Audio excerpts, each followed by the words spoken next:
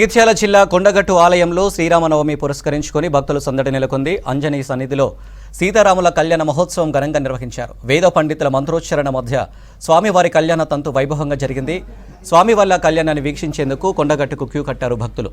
కొండగట్టు పురవిధుల నామన స్మరణతో మారుమోగాయి.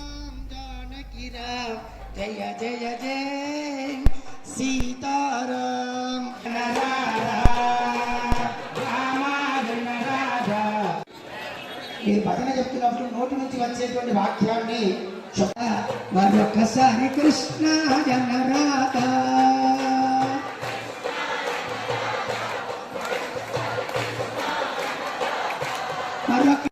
మరొకసారి హనుమాయన రాత మరొకసారి హనుమాయన రాత